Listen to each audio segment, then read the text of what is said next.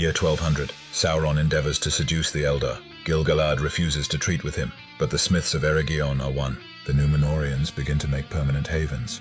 Sauron, who had come out of hiding in year 600, had revealed himself in fair form, began to seek power by force, marshalling again and directing the orcs and other evil things of the First Age, and secretly building his great fortress in the south that was afterward known as Mordor. Long he sought to persuade the elves to his service, for he knew that the firstborn had the greater power, and he went far and wide among them, and his hue was still that of both fair and wise.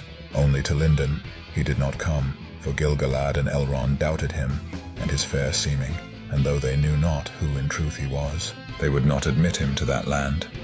The power of Galadriel and Celeborn had grown. Galadriel, striving to counteract the machinations of Sauron, was successful in Lothlorien, while in Lindon Gil-galad had shut out Sauron's emissaries, and even Sauron himself. But Sauron had better fortune with the Noldor of Eregion, and especially with Celebrimbor, who desired in his heart to rival the skill and fame of Fëanor. In Eregion, Sauron posed as an emissary of the Valar, sent by them to Middle-earth, or ordered by them to remain there to give aid to the elves. He perceived at once that Galadriel would be his chief adversary and obstacle, and he endeavored, therefore, to placate her, bearing her scorn with outward patience and courtesy.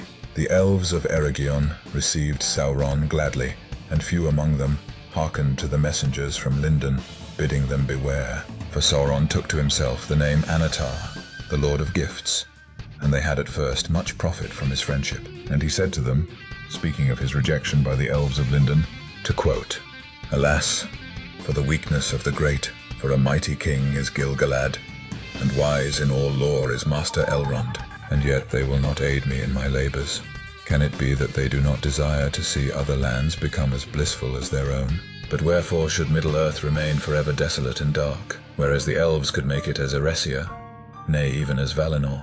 And since you have not returned thither, as you might, I perceive that you love this Middle-earth, as do I. Is it not then our task to labor together for its enrichment, and for the raising of all the elven kindreds, that wander here untaught to the height of that power and knowledge which those have who are beyond the sea?"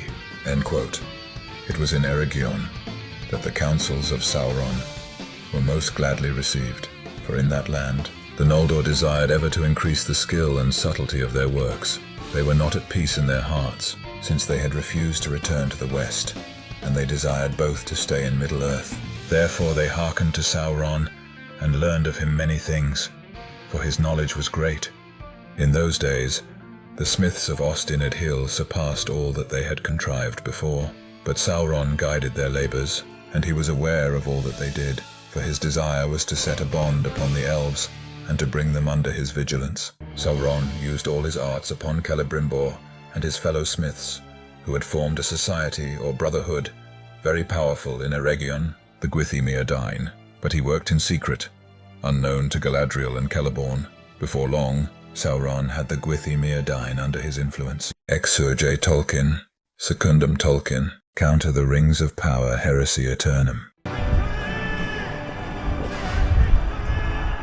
This concept is copyrighted 2024 by Novus Renaissance, the home of the supernatural fantasy series Vahdor and its lost legends and sagas of pre-flood Earth. Come and join us on an epic adventure and discover our books, music, merch, and the inspiration of your imagination.